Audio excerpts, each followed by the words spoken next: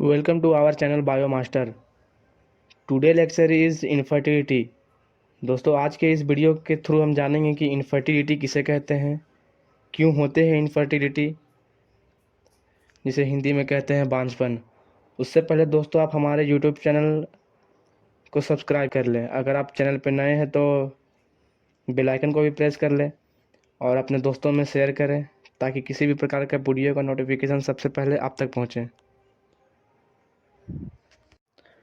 What is infertility, तो बांझपन किसे कहते हैं।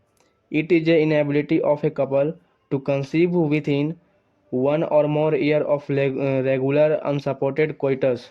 कोइटस को बोलते हैं सेक्सुअल इंटरकोर्स। तो बांझपन किसे कहते हैं। तो अगर कोई कपल है, कोई जोड़ा है, अगर वो 1 साल या 1 साल से ज़्यादा बिना किसी गर्भ निरोध मेथड से गर्भधारण करने की कोशिश कर रहे हैं, परंतु उन्हें गर्भधारण नहीं हो पा रही है, तो उस केस में हम इनफर्टिलिटी कहते हैं, जिसे हिंदी में बांझपन कहते हैं। तो मेनली 2 टाइप का इनफर्टिलिटी होता है, एक प्राइमरी इनफर्टिलिटी, एक secondary infertility. What is primary infertility. Primary infertility को बोलते हैं प्राथमिक बांझपन। ये किसे कहते हैं।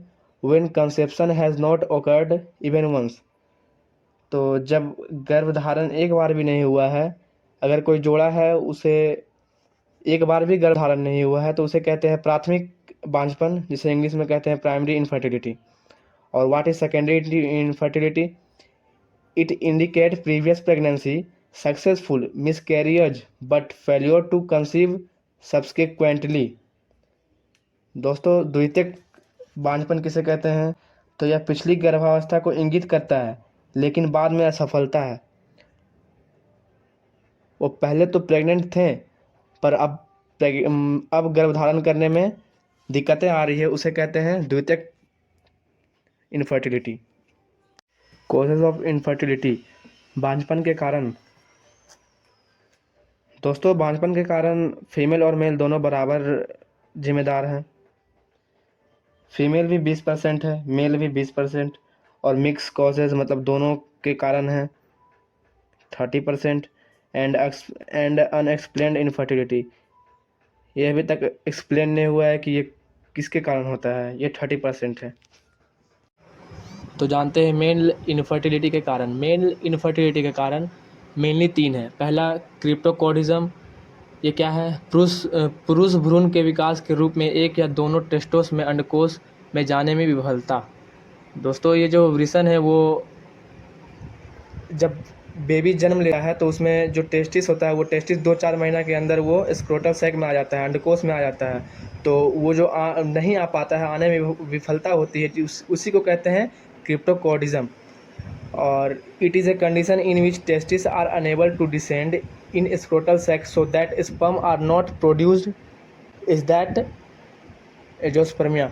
एजोस्पर्मिया किसे कहते हैं। तो यह एक ऐसी स्थिति है जिसमें वृषण अंडकोश की थैली में उतरने में असमर्थ होते हैं, ताकि शुक्राणु जो है वो शुक्राणु की उत्पादन में कमी होती है, उसी को कहते हैं एंजियोस्पर्मिया। और एक कारण है ओर्चाइटिस। ओर्चाइटिस में क्या होता है, वृषण में सूजन आ जाती है जिसके कारण शुक्राणु उत्पादन में दिक्कतें आती है। और एक होता है वेरिकोसेल, ऐसी स्थिति जिसमें अंडकोश के अंदर की नसें बड़ी हो जाती है या फिर फूल जाती है, मोटी हो जाती है। तो आप मेल इनफर्टिलिटी के पिक्चर आप देख पा रहे होंगे कि हेल्दी स्पर्म कैसा होता है और एबनॉर्मल स्पर्म कैसा होता है। अगर मान लो कि शुक्राणु की गिनती में कमी है, उसके कारण भी बांझपन की समस्या हो सकती है। दूसरा शुक्राणु में गतिशीलता नहीं है तो भी दिक्कतें आ सकती है, क्योंकि जब स्पर्म जब योनि में प्रवेश करता है तो उसमें गतिशीलता होनी चाहिए। और एक होता है उनका आकार, उनका एक नॉर्मल जो शेप है वो होना चाहिए। अब मेल इनफर्टिलिटी के अदर रीज़न भी हो सकते हैं, जैसे हार्मोनल। अगर व्यक्ति के हार्मोनल इम्बैलेंस हो जाए तो उसमें भी दिक्कतें आ सकती है। एल्कोहलिज्म, अगर कोई व्यक्ति लंबे समय से शराब पीता है या फिर नशा करता है, किसी भी प्रकार का नशा, खास करके स्मोकिंग, उससे भी शुक्राणु में दिक्कतें आ सकती है। Use of anti hypertensive and anti फिजियोकोसिक drugs for a long time, तो ये एक दवाई है जिसे मानसिक परेशानी होती है, जो लंबे समय से दवाई ले रहा है उसमें भी दिक्कत आ सकती है। Smoking, steroid. तो स्टेरॉइड किसे कहते हैं? जो जिमर लोग रहते हैं, वो लोग अपने बॉडी को जल्दी से बनाने के लिए क्या करते हैं? स्टेरॉइड लेते हैं। उसके कारण भी इनफर्टिलिटी के कारण हो सकता है। और चाइटिस बता ही चुके हैं आपको, और वेरिकोसिल और ड्रग्स। अब जानते हैं फीमेल इनफर्टिलिटी के क्या कारण हैं। तो पहला है endometritis. It is a inflammation of endometrium of uterus. यह गर्भाशय के एंडोमेट्रियम की सूजन है। ये जो यूटेरस है, यूटेरस के 3 लेयर होते हैं: इंडोमेट्रियम, पेरीमेट्रियम और माइमोमेट्रियम। तो इंडोमेट्रियम अंदर वाले लेयर को बोलते हैं। तो अंदर वाले लेयर में अगर मान लो सूजन आ जाए तो उसके कारण भी महिला बांझपन हो सकता है, क्योंकि इसमें भ्रूण को 9 मंथ तक रखना होता है। अब एक कारण है endometriosis. It is growth of endometrial tissue at place other than lumen of uterus. या गर्भाशय के लुमेन अन्य स्थानों पर एंडोमेट्रियम ऊतक का विकास है। अगर एंडोमेट्रियम का टिश्यू जो है वो अगर यूटेरस के किसी और अन्य भाग में अगर विकसित हो जाए, इसके कारण भी इनफर्टिलिटी हो सकती है। जैसे कि आप पिक्चर में देख पा रहे होंगे, जहाँ सर्कल किया हुआ है, एंडोमेट्रियम का जो टिश्यू है वो कहाँ कहाँ विकसित हो गया है। तो इसका ट्रीटमेंट क्या है? Various technique which are use to help infertile couple to conceive when natural conception is not possible. जब प्राकृतिक तरीका से गर्भधारण ना हो तो की विभिन्न प्रकार के तकनीकों का हम सहायता लेते हैं। तो जिसमें से 2 है, एक AIT, एक IVF। जानते हैं पहले AIT क्या है? तो इसका फुल फॉर्म होता है artificial insemination. In this technique the sperm collected either from the husband or a healthy donor are artificially introduced either into the vagina or into the uterus of the female। इस तकनीक में पति या एक स्वस्थ दाता से एकत्र किए गए शुक्राणुओं को कृत्रिम रूप से महिला के योनि में गर्भाशय में पेश किया जाता है। तो इसमें क्या होता है दोस्तों कि किसी भी पुरुष का स्पर्म को लिया जाता है, उसके बाद उसे बाहर में ही फर्टिलाइजेशन किया जाता है। उसके बाद उसे एक इंजेक्शन के थ्रू उसे महिला के यूटेरस में डाल दिया जाता है, जैसे कि आप पिक्चर में देख पा रहे होंगे। देखिए, पहले एक स्वस्थ व्यक्ति का स्पर्म लिया गया, उसके बाद उसको महिला का ओवेरी में से ओवम निकाला गया, उसके बाद वो दोनों को बाहर में लैब में फर्टिलाइजेशन करवाया गया, उसके बाद फिर उसे वापस फिर से यूटेरस में डाल दिया गया। अब जानते हैं IVF के बारे में। तो IVF का फुल फॉर्म क्या होता है? इन वेट्रो फर्टिलाइजेशन, जिसे टेस्ट ट्यूब बेबी टेक्निक भी कहते हैं। The fusion of ovum and sperm is done outside the body of women to form a zygote which is allowed to divide to form embryo.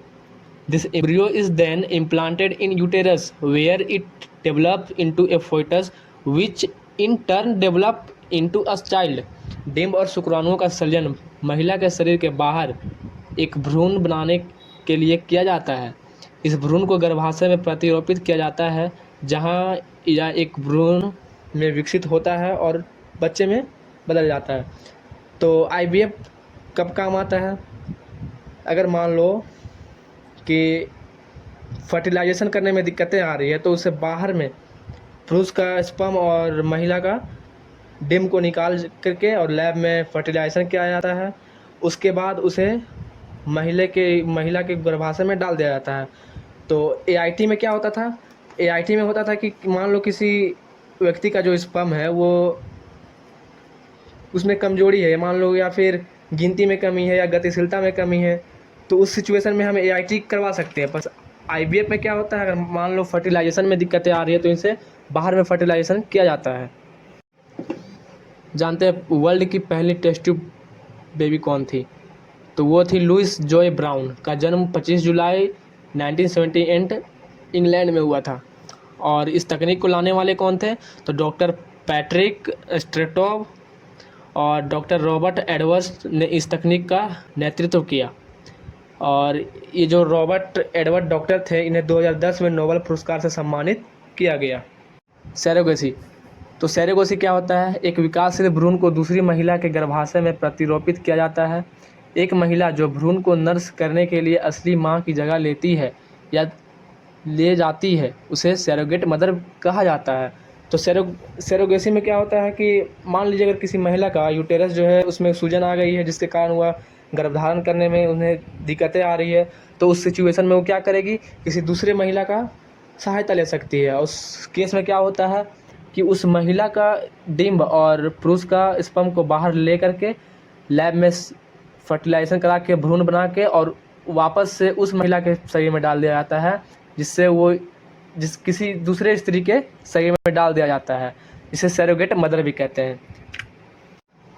जैसा कि आप picture में देख पा रहे होंगे सैरोगेसी में क्या होता है।